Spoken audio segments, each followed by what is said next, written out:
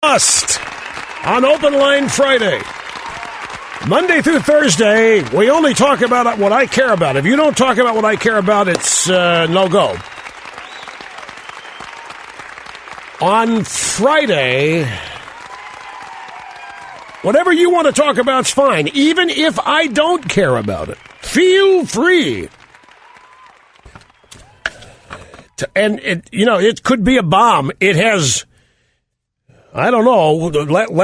We talked about this last week. There's been really only one in the 23 years. There's only been one bomb, but boy, it was a big one. I mean, it was huge, and it was fairly recent. Still feel the effects of it.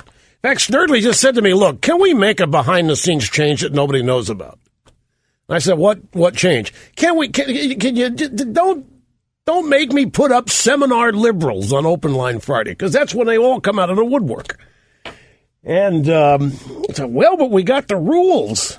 Whatever you want to talk about.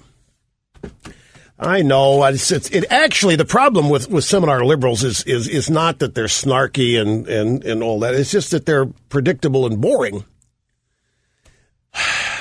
Well, I tell you what. You do what you want to do in there and just don't tell me.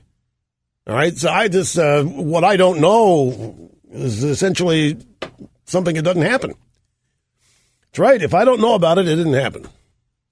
So anyway, but other than for you seminar liberals, I mean, the point of Open Line Friday is to open it up to things outside the normal daily discussion, or if you have a point that you want to make that you don't think has been made about something, or if you just have a question or comment. There's Joe in Albany as we start with you on Open Line Friday today. Hello. Hey, Max, I was telling that I was saying that the Republican Party is the biggest affirmative action organization for black people in America. As long as you're willing to pretend that, racism doesn't exist and betray your race, you're welcomed with open arms.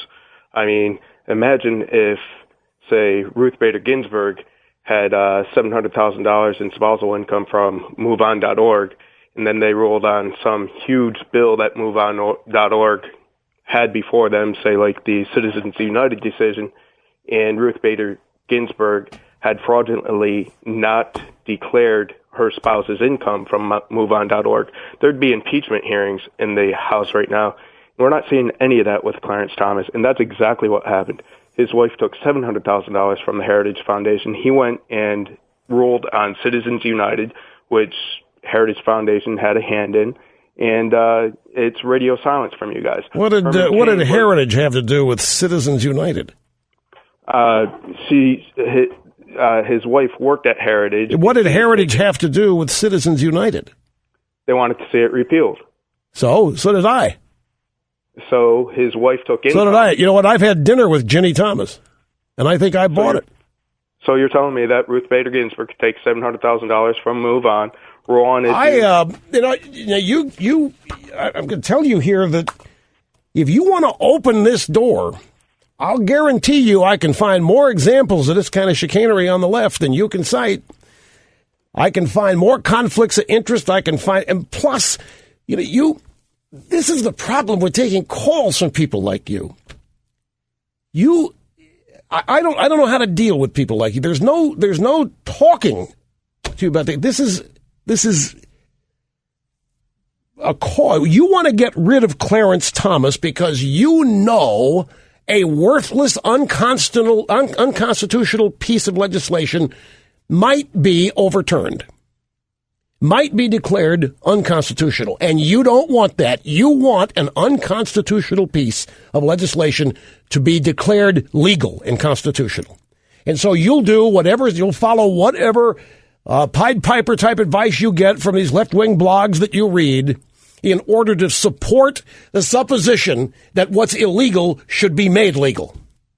There is nothing constitutional about the individual mandate, and it doesn't, all these little side issues that you want to try to come up with here to distract from what's really going on is exactly why this country is never going to make any progress whatsoever as long as people like you have any power.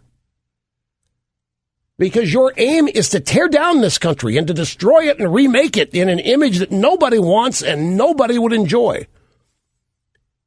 This is pure inanity. And I say certainly you asked me, what would I say to these protesters? It's like talking to a brick wall.